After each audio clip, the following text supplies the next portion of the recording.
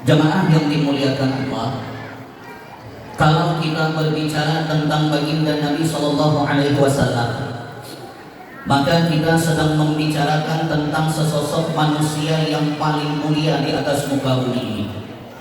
Sempurna fisiknya, tampan raut wajahnya, memiliki akhlak yang luar biasa yang tidak ada bandingannya di atas dunia. Makanya kita dianjurkan untuk mengikuti jejak langkah baginda Nabi Shallallahu Alaihi Wasallam, karena di dalam diri baginda Nabi ada suri tauladan yang harus kita contoh, kita amalkan dalam kehidupan kita sehari-hari. Apa di antara mulianya akhlak baginda Nabi? Salah satunya baginda Nabi orang yang tidak terlalu cinta kepada dunia. Bahkan baginda Nabi telah mengingatkan kepada kita, hubbud dunya ra'su kulli khati'ah, terlalu mencintai dunia diam setiap kesalahan. Tidak sedikit kita saksikan orang yang cinta kepada dunia, cinta kepada harta, cinta kepada duit, cinta kepada pangkat, jabatan dan kedudukan dan lain sebagainya, sanggup menghalalkan segala cara, yang penting dunia bisa untuk diraihnya. Tidak sedikit kita saksikan orang yang cinta kepada duit, cinta kepada harta, cinta kepada dunia, sanggup saling buruk memburukkan, sanggup saling jelek menjelekan, sanggup saling bongkar-bongkar aib, sanggup saling bersifat hasud, bahkan saling bermusuh-musuhan. Padahal yang demikian itu diharamkan oleh agama. Wala tahassasu wala tajassasu wala tahasadu wala tadabaru wala tabaghadu wa kunu ibadallahi ikhwana. Jangan saling buruk memburukkan, jangan saling mata-mengatai, jangan saling bersifat hasud, jangan saling membelakangi, jangan saling bermusuhan. Wa kunu ibadallahi ikhwana. Jadilah hamba-hambanya Allah yang bersaudara. Pedagang sama pedagang saling buruk memburukkan, hanya karena yang satu laris dagangannya, yang satu tidak laris dagangannya. Pegawai sama pegawai saling buruk memburukkan, hanya karena yang satu dapat jabatan, yang satu tidak dapat jabatan. Bahkan yang lebih sedihnya lagi, ustadz sama ustadz saling buruk memburukkan, hanya karena yang satu sering diundang ceramah, yang satunya tidak. Kita tidak perlu saling buruk memburukkan, Bapak Ibu. Tidak perlu saling jelek menjelekkan, tidak perlu saling bermusuh-musuhan, hanya karena permasalahan rezeki semata, hanya karena permasalahan dunia semata. Wa ma min dabbatin fil ardi illa 'alallahi rizquha. Rezeki kita ini sudah diatur oleh Allah Subhanahu wa taala. Tidak ada satu makhluk yang bernyawa di atas dunia ini kecuali Allah sudah jamin rezeki untuknya. Walaupun dagangan sama, yang dijual sama, letaknya sama, tapi lakunya pasti tidak mau sama. Walaupun pangkat jabatan kedudukannya sama, tapi kayanya pasti tidak mau sama. Walaupun petaninya sama, yang ditanam sama, banyak kebunnya sama, tapi hasil taninya pasti tidak mau sama. Kenapa? Sebab rezeki kita sudah diatur oleh Allah Subhanahu wa taala. Apa yang Allah takdirkan untuk kita pasti akan sampai kepada kita. Tapi apa yang Allah tidak takdirkan kepada kita, Bapak Ibu, pasti tidak mau sampai kepada kita. Ini yang kata orang Bahari, rezeki musang tidak mungkin dimakan elang, rezeki elang tidak mungkin dimakan musang. Kalau sampai rezeki kita, bagaimanapun pasti sampai kepada kita. Tapi kalau memang bukan ditakdirkan rezeki kita, bagaimanapun pasti tidak akan sampai kepada kita. Makanya kalau untuk perkara rezeki, perkara dunia, perkara duit, jangan saling sikut menyikut, jangan saling buruk memburukkan, jangan saling jelek menjelekan. Yakini saja apapun yang Allah takdirkan untuk kita pasti akan sampai kepada kita. Tapi apapun yang Allah tidak takdirkan kepada kita pasti tidak mau sampai kepada kita.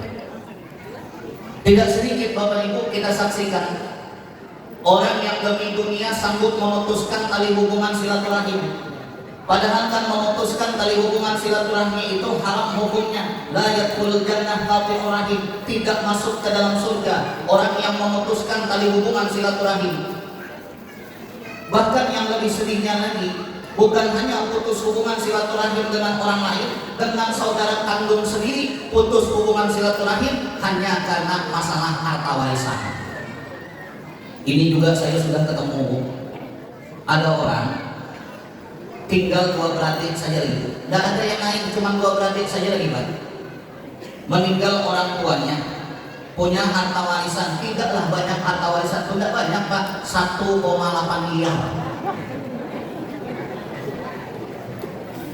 Lalu kata kakaknya yang perempuan, harta ini kita bagi 2. Kata adiknya tidak bisa, laki-laki 2 kali bagian perempuan.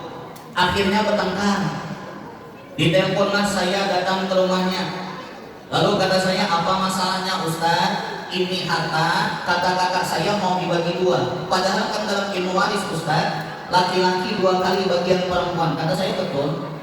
Kenapa laki-laki 2 kali bagian perempuan? Yang pertama karena laki-laki itu wali sesudah orang tua, penanggung jawab sesudah orang tua.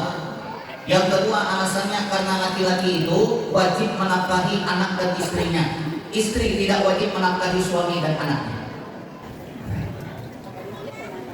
Pantas ketika Nabi katakan hubbud dunya ra'sul kulli khati'ah, terlalu mencintai dunia itu biang setiap kesalahan. Makanya hati-hati dengan penyakit terlalu mencintai dunia. Buang dalam diri kita penyakit terlalu mencintai dunia.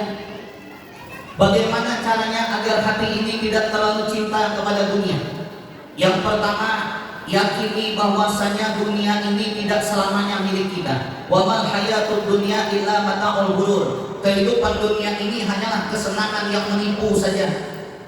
Dunia ini Bapak Ibu 2 saja sifatnya. Kalau tidak dunia meninggalkan kita, kita yang meninggalkan dunia. Kita ini sebetulnya sudah banyak ditinggalkan dunia, cuman kitanya kurang sadar. Kalau mau melihat bahwasanya kita ini sudah banyak ditinggalkan dunia, nanti pulang dari acara ini berdiri di depan cermin yang besar di rumah. Ada cermin besar di rumahmu? Ibu berdiri di depan cermin yang besar, buka jilbabnya. Bapak berdiri di depan cermin yang besar, buka pecinya Pak. Pandangi diri kita di cermin, mulai dari ujung kepala sampai ujung kaki, bahwasanya kita ini sudah banyak ditinggalkan dunia. Dulu rambut kita hitam berkilau, sekarang rambut kita putih berkilau. Dulu kulit kita kencangkut, sekarang kulit kita keriput. Yang kedua, agar hati ini tidak terlalu cinta kepada dunia, banyak-banyak ingat mati itu. Kafa bil mauti wa izah, cukuplah kematian itu sebagai penjagaan untuk diri kita. Kita semua ini pasti mati. Kullu nafsin dha'iqatul maut, setiap yang bernyawa pasti mati. Aina ma takunu yudrikumul maut walau kuntum fi burujin musayyadah. Di mana saja kita berada, kematian pasti akan mendapati kita. Sekalipun kita berada di atas benteng yang tinggi lagi kokoh. Qul innal mauta alladzi tafirruna minhu fa innahu mulaqikum thumma turadduna ila alimil ghaibi wasyahadah fa yunabbi'ukum bima kuntum ta'malun. Kata Allah dalam Al-Qur'an, katakan wahai Muhammad, apabila engkau lari dari kematian, maka kematian itu yang akan menemui kamu, dan kamu akan dikembalikan kepada Allah yang mengetahui perkara yang baik dan yang nyata, dan Allah akan perlihatkan apa yang telah engkau lakukan. Kita ini pasti mati Bapak Ibu, pasti. Baginda Nabi Shallallahu Alaihi Wasallam bersabda, yasma'ul mayyita salah satu. Kata baginda Nabi, apabila kita meninggal dunia, maka 3 yang mengikuti kita. Fayarji'u ithnani wa yaqamu wahid. 2 macam kembali ke tempatnya, 1 macam kekal menemani kita. Yasma'uhu, yang mengikuti kita itu ahluhu, keluarga kita. Wa maluhu, harta kita. Wa amaluhu, amal kita. Fayarji'u ahluhu wa maluhu, yang kembali ke tempatnya keluarga kita dan harta kita. Makanya banyak-banyak beramal soleh, banyak-banyak beribadah, banyak-banyak kita melakukan amal-amal kebaikan, karena yang kekal menemani kita hanyalah amal ibadah kita. Keluarga kita, harta tinggal, rumah yang besar tinggal, besok rumah kita terakhir kuburan sekali kemudian. Kendaraan yang mewah tinggal, kendaraan kita terakhir Pak hanyalah randa mayit.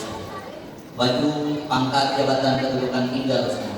Yang kita bawa hanyalah wayaqqa amalu, yang kekal hanyalah amal ibadah kita. Bapak Ibu jemaah yang dimuliakan Allah, Mungkin hanya ini yang dapat saya sampaikan. Mudah-mudahan jadi pembelajaran untuk kita semua. Subhanallahumma wa bihamdika, asyhadu an la ilaha illa anta, astaghfiruka wa atubu ilaik. Wassalamualaikum warahmatullahi wabarakatuh.